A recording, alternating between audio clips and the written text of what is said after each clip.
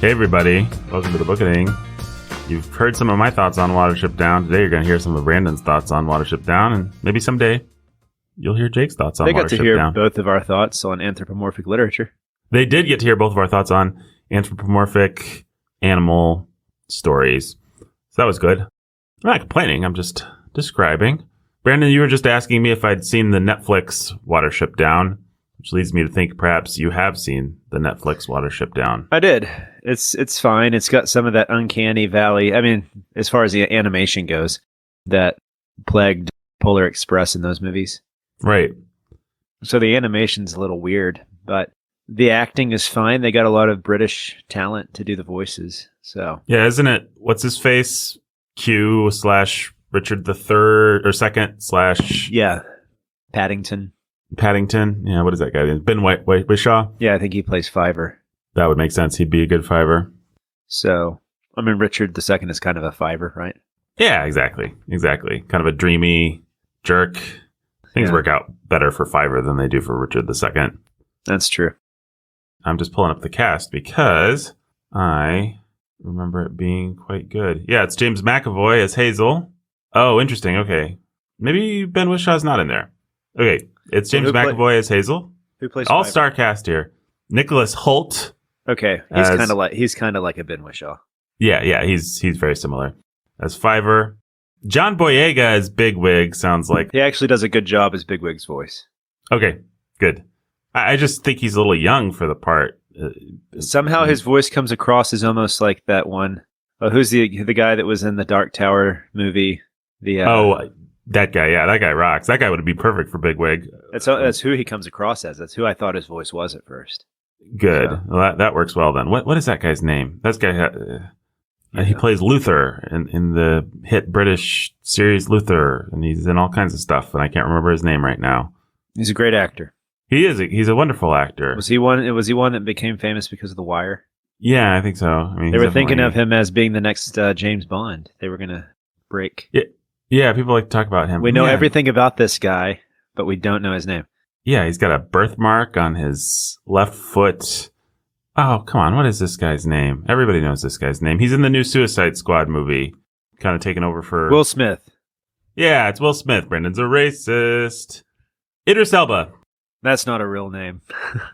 Yeah, no. Fake news. Let's see. Peter Capaldi as Caher. That's cool. Olivia Colman as Strawberry. Who plays General Woundwort? Oh, it's Ben Kingsley as General Woundwort. That's kind of fun. It was a good choice, too. His voice is good. Their General Woundwort is pretty great. Yeah? Yeah. Do they lean into Woundwort's more sympathetic qualities or just make him more of a They do. villain, they kind of have a Lord of the Rings reference where they start off one of their episodes. It's a 5-episode series by showing how Woundwort became Woundwort, where he chickened out and ran. You know, that's in the book, right? Yeah, his mom dies or something like that. Yeah. And so meaning that is it the second or the third movie that starts off showing you how Gollum became Gollum? The third, yeah. So does that kind of opens up with the backstory, backflash sort of thing? It's good. Yeah, they give him a pretty noble death at the end there, in the sense that he's the only one that doesn't run and leaps at the dog. Mm-hmm. And that's it for Woundwort. Well, there you go. Woundwort deserves some respect. Yeah, In other words, they don't make him a coward. They actually show you that bold guys can be misguided. Yes. And become evil because of that. Yep. So one of the themes of Watership Down: bold guys can become misguided and evil because of that. That's Actually, isn't that the name of your dissertation? Yeah, that's the name of my dissertation. Yeah, no, that's what happened. That's why Jake's not here. Bold guys become misguided and evil because of that. Yeah, he's now a giant fiery eye at the top of a tower. Yeah, we told him not to do that. Like, Jake, that's not a good career move. No one's going to take you seriously as a pastor if you're a giant fiery eye at top of the tower, but... He just had to make those rings. We should have kept him out of the mall with the K Jewelers. We just knew it wouldn't be a good idea, but... Yeah, it didn't interact well with his vaccination shots. No. There you go, folks. A little political, incisive satire there. Am I going to be getting a New York Times urgent update now warning Johnson & Johnson suspended again because it might turn you into Lord Sauron. Man, we have fun. No, I thought Jake was going to be here. I don't know where Jake is, but well, let's talk about Watership Down. What's that? We're already talking about it, man. Well, let's talk about the book Watership. So the series, the only other thing I'll say about it is I really wanted to watch it after reading the book, and then I sort of watched some clips or a trailer or something, and it just looked like the animation was pretty crummy, and that was what turned me off of it. It's not bad. I mean, they follow the book pretty well, so... They beef up the girls' parts. I sort of assumed they would probably have to do that one way or another. Yeah, they did. They added a couple female characters. They removed some characters. I mean, as one has to when telling a cinematic version of anything. Yeah. You know, you got to make Faramir into a coward. Yeah. Well, maybe I'll watch it one of these days. I mean, Meredith also read Watership Down and loved Watership Down. So, yeah. I mean, we would both enjoy a good movie adaptation. I've never seen that 1970s creepy looking thing. Did you guys ever watch that? No, I never have seen that. Yeah, Friend of ours, Aaron Jones, he swears by it, but I never have watched it. Yeah, the people that love that movie, it's one of those that the people that like it tend to really like it, but there are other people who can't even get through 5 minutes of it. I've seen bits and pieces of it, but yeah. Richard Adams famously did not like that movie for whatever that's worth. I don't know why exactly, but they did not try to turn any of the rabbits gay in this new one, which was great. That's great. Since every single thing we watched the movie, The Mitchells versus the Machines, only to have some stupid twist at the end where she's a lesbian. So don't watch that. It's fine otherwise. And then you have all these idiots with Luca trying to turn them into homosexual icons, and yet I didn't pick up on any of that while watching the movie. I really enjoyed it. No, yeah, it's like a good old-fashioned Swiss Family Robinsons. Not Swiss Family Robinsons, like Huck Finn and Tom Sawyer. That's what I meant. It's a cute little movie. I liked it too. It's not Pixar's best, but it's fine. Yeah. It made us. Fine. It inspired. You guys did an episode on it, didn't you? Mm-hmm. Did you hate it? No.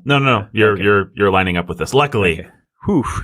You're going to come out with your barbs. Well, guess what, Brandon? What was I going to say? Oh, it inspired me to make trinette al pesto with my daughter Alyssa.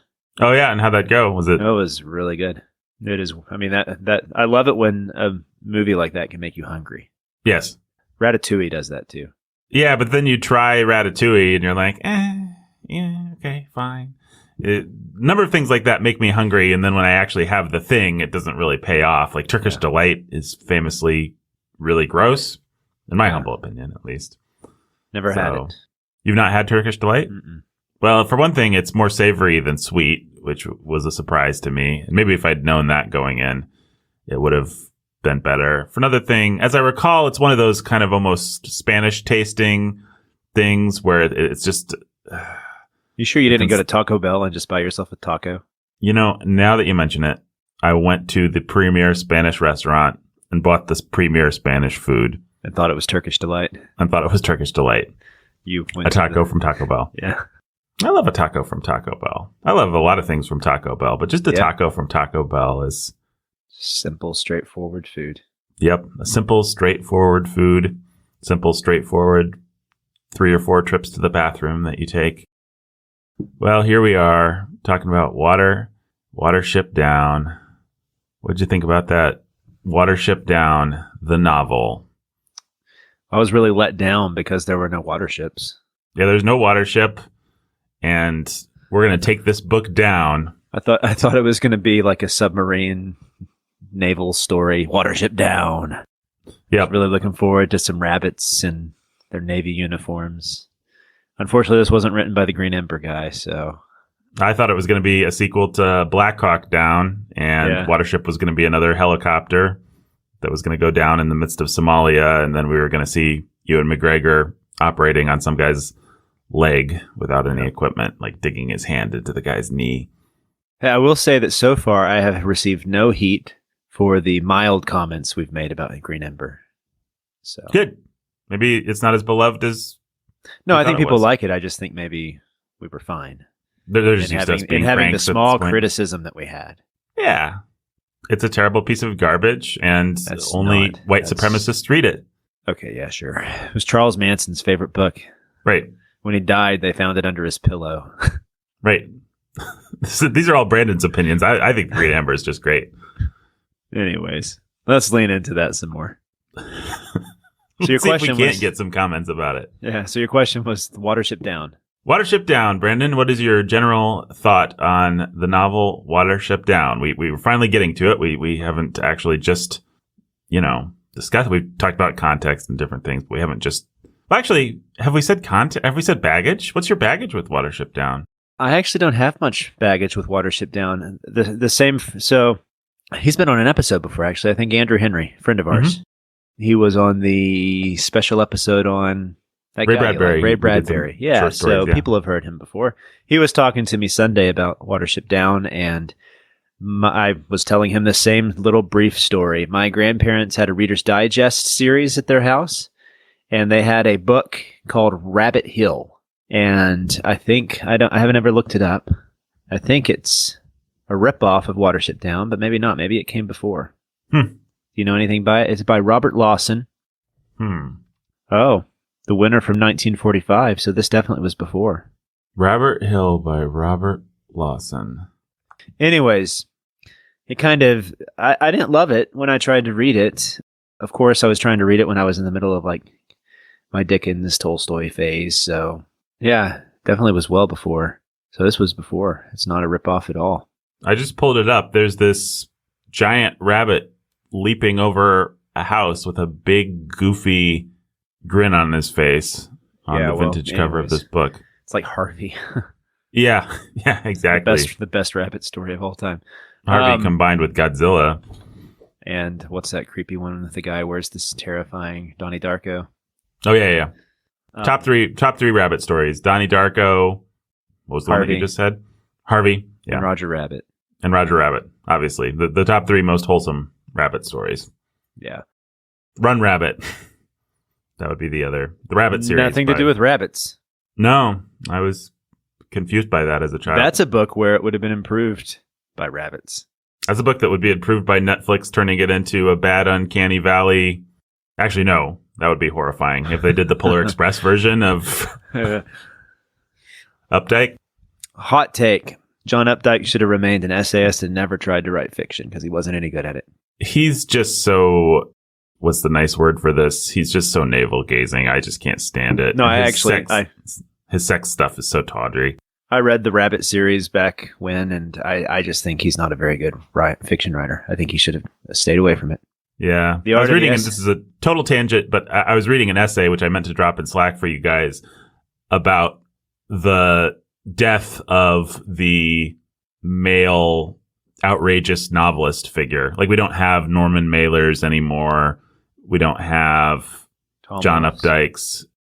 The last one that we really had was the guy that wrote American Psycho, Bret Easton Ellis.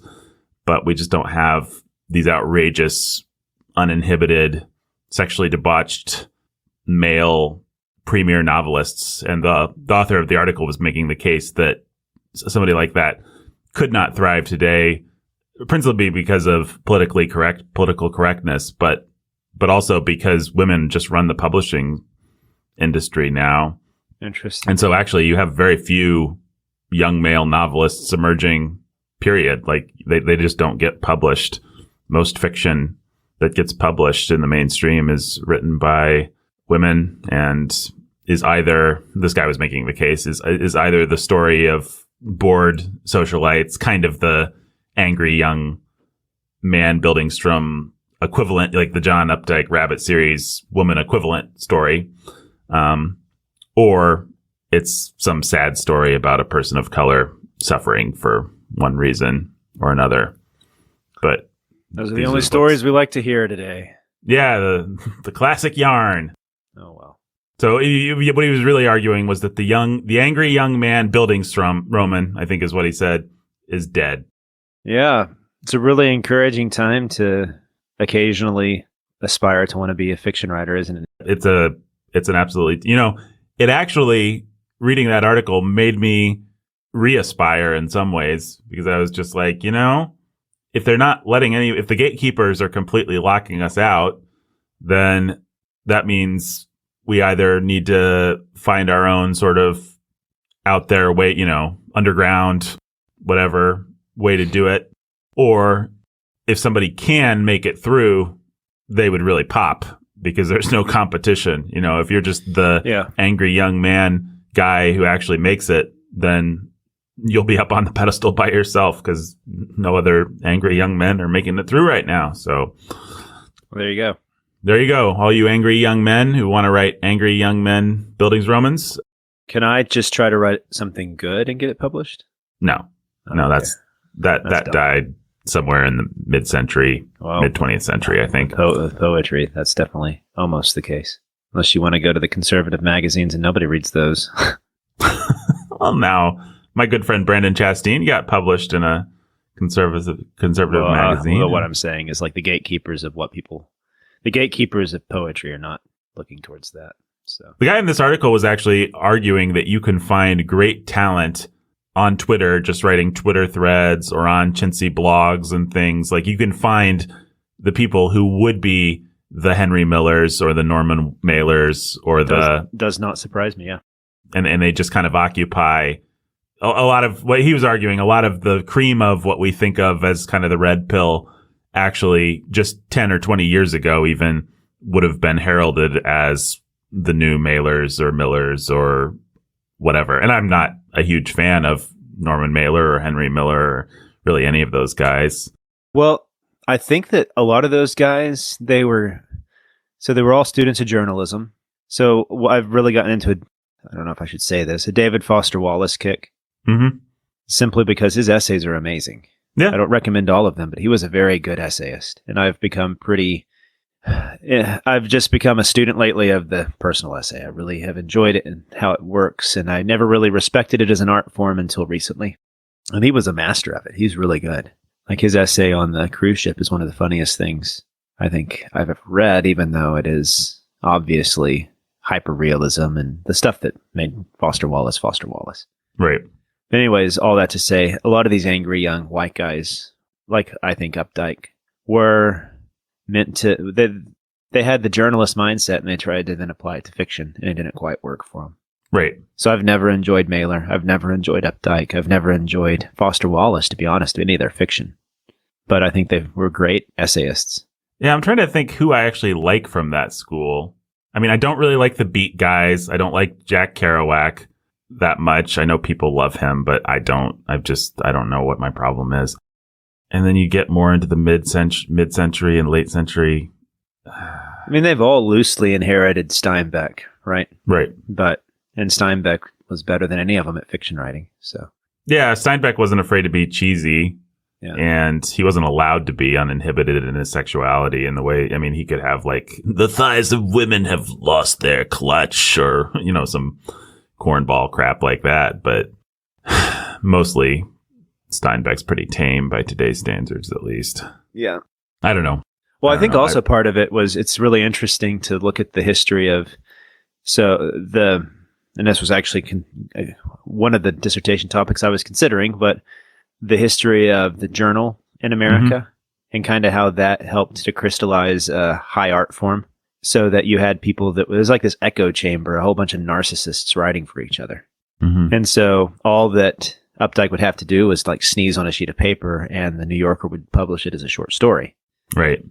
Even though like I had read one back when he was alive, I was getting the New Yorker and I read one of his short stories. And again, I was just struck by how he was not a very interesting fiction writer. Right. But all that to say, a lot of these guys came out of that desire to write that kind of fiction. In other words, they were trying to write for that crowd. Mm-hmm. And so even if they could write good fiction, I don't know if we'd ever know it because they were so set on trying to be the New Yorker stylists. Does that make sense? Yeah. So maybe Updike had a great novel in him if he would have just stopped being so insecure and caring so much about what the New Yorker thought of him. Well, what I'm trying to think now is whether he had a great short story in him. If so, I don't know it. But like, for example, Norman Mailer actually... who actually is in that crowd and that is actually okay, but is perverse? Philip Roth. Yes. Okay, sure. Yeah. I have not read. I think I started Portnoy's Complaint one time. Dennis Johnson? Yeah, Dennis Johnson's pretty great. I mean, he's kind of his own thing, though. Dennis Johnson is just. I feel like he's doing this. He's sort of taking the same risks that those guys are, and he's being just as irresponsible as them in many ways. But because he's just brutally talented, he can get away with it. Like he doesn't need to even have an idea for a short story. He can just sit down and sneeze on a piece of paper, and I want to read it because he's just that good. Yeah. And sometimes, especially in his later work, you do sort of feel like, did he have an idea or did he just sit down and sneeze on a piece of paper? And, and then you say, who cares?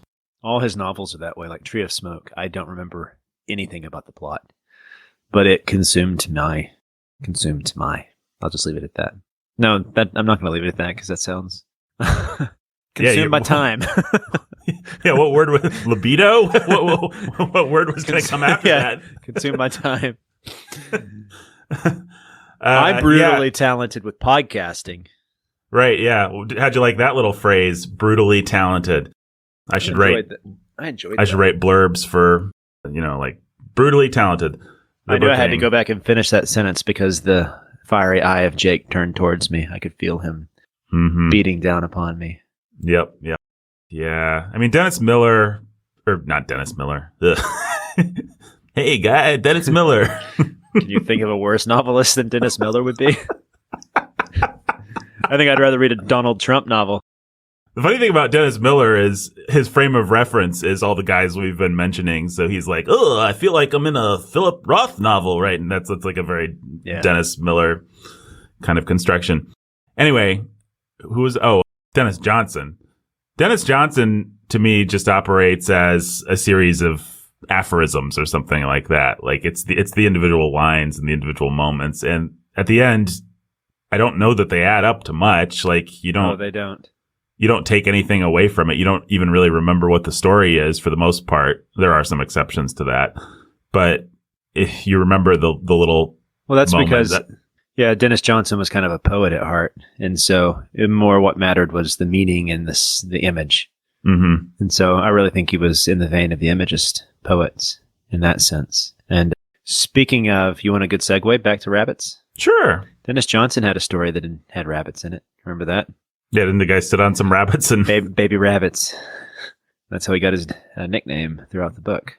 Man, before we leave Dennis Johnson, though, I just want to say that my two favorite Dennis Johnson lines. I mean, one is, of course, I knew every raindrop by name. Yep. Which happens when a guy who's hopped up on something or other is in a car crash, and you kind of get this slow motion. The rain is coming down. I knew every raindrop by name, like this transcendent kind of. Anyway, that's maybe Dennis Johnson's best story, which is in a collection called Jesus' Son. Well, no, actually, there's another story in that collection, which is his best, which is called, what is it called? Dirty Laundry or Dirty Baby or... Is it the abortion story? Yeah, it's the abortion story. Dirty Secret or something like that. Dennis Johnson, we always talk about him on this podcast and kind of tiptoe around him. I just don't know if we'd be able to wholeheartedly recommend him, but... Yeah, well, some of our listeners may not even...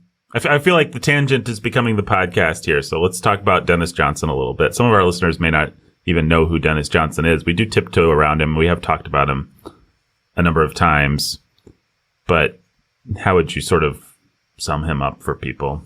He's definitely one of the best stylists of the last century. He just recently died not too long ago. He was a product of the Iowa Writers' Workshop, but that's like saying that Flannery O'Connor was as well. I mean, he just had an immense talent that he was going to be a writer.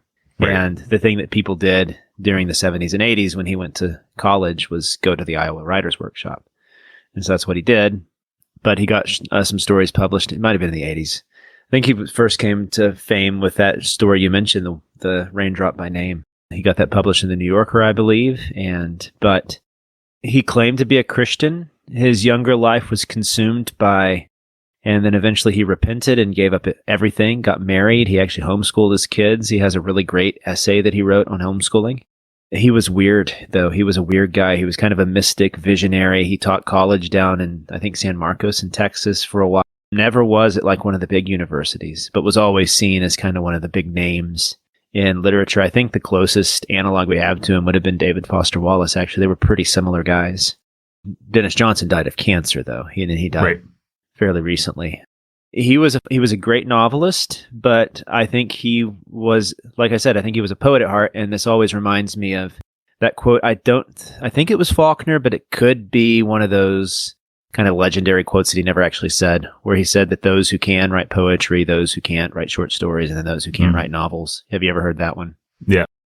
Dennis Johnson could kind of write poetry. I actually don't think his poetry is pretty good. He has one that's pretty great on A Rock Star. It's a sonnet. But the genre he's shown in was the short story.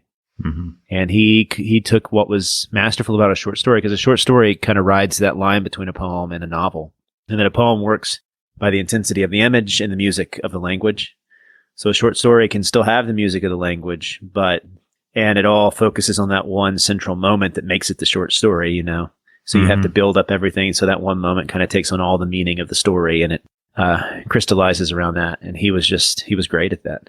And he could take that little moment and make it feel like it had a whole lot of meaning. And it was due to his style, due to the cleanness of his style, but also what you see with a writer like him too. Unlike some writers try to hide their voice, but you can definitely tell Dennis Johnson when you're reading Dennis Johnson. Right. It's just, he's got his own style. And it's really hard to categorize something like that, but he does. He just has his own style, and it's clean and short sentences, but he's got something that he does that's definitely his own thing. Well, that's the thing that's important for me is it is often over the top and hallucinogenic in some ways, quite literally, but the style is very clean. It's like Hemingway on acid or something like that. It's not a lot of verbiage to achieve these transcendent, hallucinogenic, poetic effects. Like when you think about the druggy kind of hippie writers, you think about somebody like Hunter S. Thompson, who was so over the top and so self-obsessed and so verbose. Yep. And a good writer in his way, but very purple, as we like to say. Dennis Johnson was never purple. He always was a really careful, considered wordsmith. You could tell, yes, exactly. You could tell. Yeah, what I was going to add is that he cared about the way his music, the music of his language. Mm-hmm. He was very aware of that, which is why I say he like rides the line between poetry and short story. There are some writers that you just know care about the way that the sound of the words plays off the images that they're building. You know, C.S. Lewis to an extent was that kind of writer. Yeah, I think he was. Think of The Way to Glory. I mean, there's just a rhythm to the way he writes. And so Dennis Johnson, there's a rhythm to the way he writes, and I appreciate that. It can take forever to write, but when I do write, I'm that kind of writer. I care about the sound of things and I think that it's because I have a musical background. So did Dennis Johnson. He has this weird video you can find where he's like giving a speech while he plays bongo drums. Mm-hmm. He's definitely that kind of guy. He was just a big weirdo. But like I said, he claimed to be a Christian, and for all I can tell, there was some legitimacy to it. He was that kind of Christian that was really grungy and probably would have fit right into the Acts 19 movement, but he was too weird. But his stories, you can tell he has an awareness of the need for grace and the nastiness of sin. But that does mean that his stories can be pretty nasty. Like his last volume of short stories, The Largesse of the Sea Maiden. It has some stories in there that I just don't know if I would recommend anybody read. Yeah, he can be pretty vile. Yeah, unfortunately. He's a weird mix of almost Leonard Cohen-esque mix of kind of the divinely transcendent and the earthily grotesque. But as far as like my own personal history with Dennis Johnson, he was introduced to me by one of the best professors I ever had, Dr. Tim Parrish. I'm sure he'll never listen to this, so he'll never know that I thought that, but still. Dr. Parrish is the one who convinced me to read something other than War and Peace by Tolstoy. We read Anna Karenina. And he's also the one that introduced me to Dennis Johnson and convinced me that there were writers worth reading after 1920. Mm-hmm. So, and I think until Dennis Johnson died recently, he and Kazuo Ishiguro, I think, were the greatest living fiction writers. Kazuo Ishiguro is the greatest to do something approximating something that somebody in the mainstream might want to read. I mean, Dennis Johnson never quite made the leap to being a book that I would just hand to everybody the way that I would hand. Yeah, Ishiguro cares about his style, but he's not the master stylist that Johnson is. They're pretty polar opposites of each other like that. Ishiguro would be more along the lines of a Dickens. Yeah. Dennis Johnson would be more along the lines of a Hemingway. So. Right. The kind of care and consideration that Johnson is putting into each individual word and the sentences and the paragraphs is the kind of care and consideration that Ishiguro is putting into the story and the conceit and the thematic unity and all that sort of thing. I just want to read some Dennis Johnson quotes to give people the flavor. Quote, "She wanted to eat my heart and be lost in the desert with what she'd done. She wanted to fall on her knees and give birth from it. She wanted to hurt me as only a child can be hurt by its mother." Unquote. I gives you a little bit of the flavor. One of my favorites. "I said, 'Are you a messenger of God?' 'Worse,' he said. I said, 'What could be worse than a messenger of God?'" Yeah. See? I mean, that's a quote that kind of shows he gets it. Yeah. Yeah, he gets it. I mean, he's some kind of dark genius. I think we almost recorded a Jesus Son. That's the name of his most famous collection of short stories. We almost recorded an episode on that one time. And then we didn't because we were just like, it's going to be really clear that we love this, but also it is full of depravity. Yeah. And I mean, that was back in the old days when we didn't quite feel like we had the history with our listeners so that they could know that we could both show love towards something and also not be wholeheartedly recommending it. Right. And that we're just demanding you have some discernment. Yeah.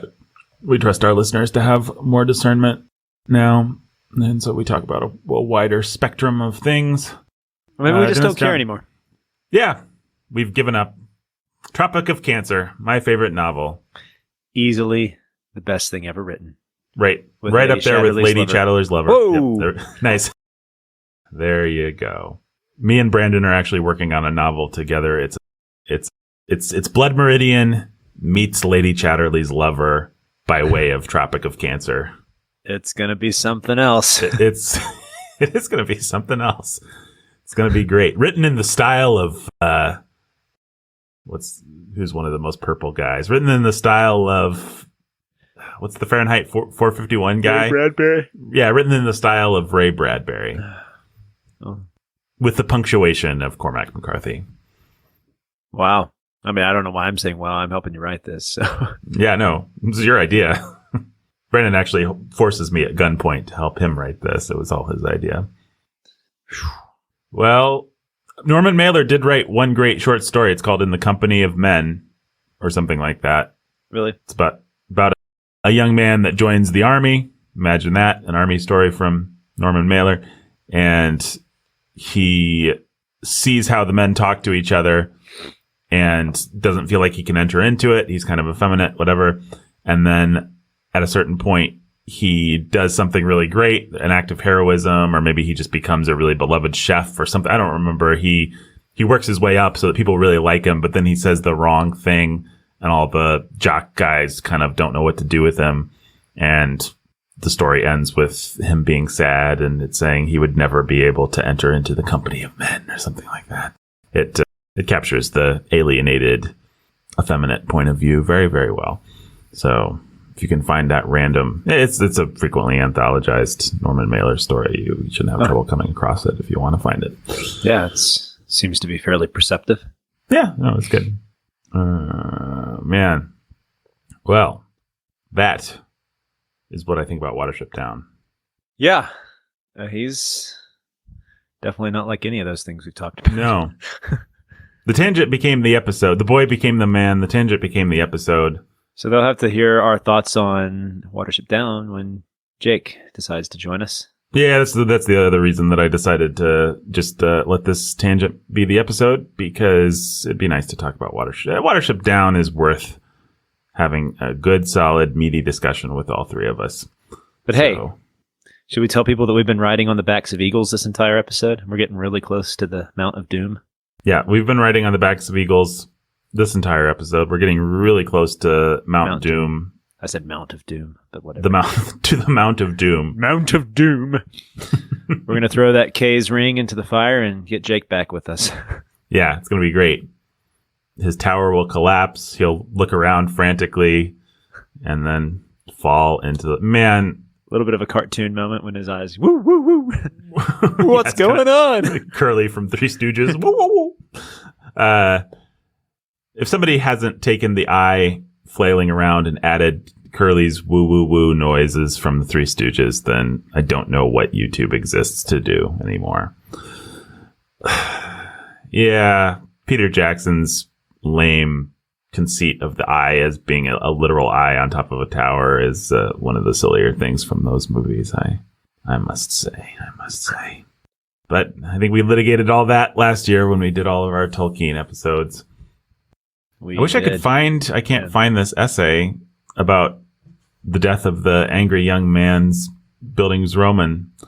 But I would love to find it. And the interesting thing was actually that this guy that wrote the essay, this guy had graduated from the Iowa Writers Workshop. So and he said it was a pretty sexist, like what you would expect culture when he went through it, even 10, 20 years ago, but that had all really, really changed just within, I mean, he pegged it as being the last 20 years that women had just completely taken over the publishing industry. Oh, I know how I might be able to find it. Never mind. I don't know how I might be able to find it. Well, Brandon, any more thoughts about whatever we were talking about today? If anybody wants to know, School is Out is the name of the essay from Salon by Dennis Johnson. If you want to go get his thoughts on schooling. Nice. So, and they're good. Yeah, I mean, it's fine. It's a good way to get his style of essay writing. And he was a pretty good essayist. So cool. Well, I'll tell you what. Why don't we... I really hope next week, folks, that we will be back with a full Watership Down episode, and then I hope we'll get one or two of those, and then I hope we'll get some full episodes on Book of the Dun Cow coming up. Quite an interesting novel. And have you read Book of the Dun Cow yet, Brandon? Yeah, I've started it. It's pretty interesting. Done with it yet? And that is why you listen to other podcasts, not this one. No, that's why they listen to this podcast. Okay, where am I going? What am I doing? Oh, I'm pulling up our patrons. Yes. Well, I'll tell you who the new patrons are. We don't have any actual new ones, but let me just rehearse the old ones here. What am I saying? What did that even... Sorry, folks.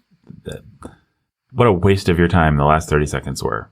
I'd like to apologize. Those were just basically, I was reading the patron list, looking at it, and words were just coming out of my mouth that didn't really go together into any sort of coherent form. So this is what I'd like to do. I'd like to first remind you of some of our new patrons, Brandon. Okay. We've got we'll start with Annie. Are you okay? Get your gun. She's kind of settled into a classic at this point. I don't think she's... Are you okay, Annie? Do you got your gun? I hope she's got her gun. I hope she does. Flight of the Valerie, obviously. Thor Ragnajosh. These are all kind of old hat at this point. I mean, great hat, but old hat. Thor Ragnajosh. That rock guy is pretty funny from that movie. Yeah, that rock guy's hilarious. He's got some good lines. I like Taika Waititi's sense of humor or whatever that guy is. We got Stephen ... We got Peglodon. We got Christopher the Flower Hulk. We got Lady of the Crystal Lake. We got Ian the Dathomirian, Lord of Death. That's awesome. We got... What's that? That's a great one. We got A Man in Possession of an Emily is in Want of Nothing. We got Emily Nightshade, the Haunter of Dreams. Whoa. Very dark, gothic name, that. We got All About the Benjamin, baby. Yeah. Those are the new ones. Newish ones. All the old ones, you know who you are.